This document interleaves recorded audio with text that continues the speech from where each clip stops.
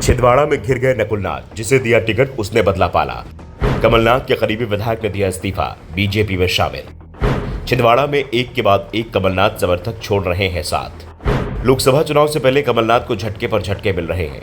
BJP इस बार राज्य की सभी 29 सीटों पर जीत को लेकर रणनीति बनाने में जुटी हुई है और इसमें सबसे जरूरी छिंदवाड़ा की सीट है।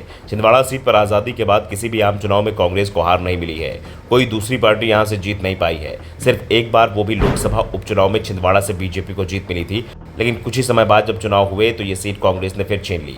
छिंदवाड़ा को कमलनाथ का गढ़ कहा जाता है। वो 9 बार यहाँ चुनाव जीते हैं। एक बार उनकी पत्नी अलकानाथ और एक बार बेटा नकुलनाथ यहाँ चुनाव जीता है।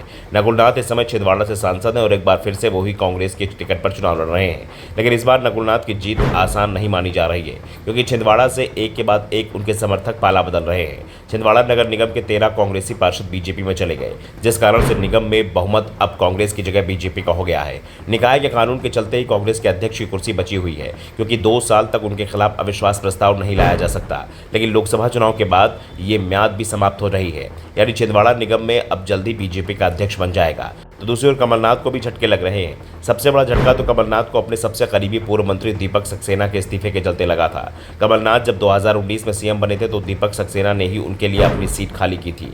बाद में कमलनाथ उपचुनाव जीतकर विधानसभा पहुंचे थे। इस समय भी कमलनाथ छिंदवाड़ा सीट से विधायक है, जहां पर दीपक सक्सेना का दबदबा रहा है और अब एक बार फिर कमलनाथ को बड़ा झटका लगा है। छिंदवाड़ा जिले के अमरवाड़ा से विधायक कमलेश प्रताप शाह ने विधायक पद से इस्तीफा देकर बीजेपी ज्वाइन कर ली है। मौजूदा विधानसभा में पहले विधायक हैं जिन्होंने दल बदला है। उन्होंने सीएम हाउस में मुख्यमंत्री डॉक्टर मोहन यादव और बीजेपी प्रदेश अध्यक्ष वीडी शर्मा के सामने बीजेपी की सदस्यता ली। शाह 2023 में तीसरी बार विधायक चुने गए थे। कमलेश शाह के साथ उनकी पत्नी हरई नगर पालिका के पूर्व अध्यक्ष माधवी शाह, बहन जिला पंचायत सदस्य केसर तेनाम भी बीजेपी में शामिल हुई। उज्जैन लोकसभा क्षेत्र के कांग्रेस प्रभारी बाबूलाल यादव ने भी भाजपा ज्वाइन की है। 2023 के विधानसभा चुनाव में कांग्रेस के 66 विधायक चुने गए थे।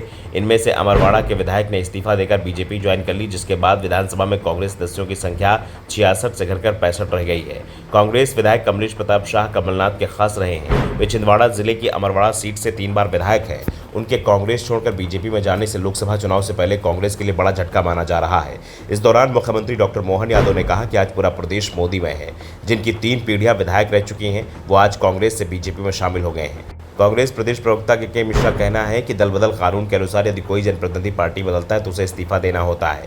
विधायक कमलेश शाह का कांग्रेस के पास इस्तीफा आएगा, जिसके बाद विधायक दल के साथ स्पीकर को कमलेश शाह के पार्टी छोड़ने की जानकारी देंगे। उनकी सदस्यता समाप्त हो जाएगी। अब इसके बाद जब भी उपचुनाव होंगे तब कमलेश शाह को विधायक बनने के लिए फिर से चुनाव लड़ना पड़ेगा। मिश्रा ने कहा कि वर्तमान में बीजेपी की सरकार और बीजेपी कुछ भी कर सकती है। कांग्रेस प्रवक्ता के बयान पर बीजेपी की तरफ से जवाब भी आ गया है और साफ कर दिया गया है कमलेश शाह का इस्तीफा हो चुका है। विधानसभा अध्यक्ष ने स्वीकार कर लिया है। अब इंतजार उपचुनाव का है और यहां पर इस बार बीजेपी को ही जीत मिलेगी। Bureau report, the Dhakad news.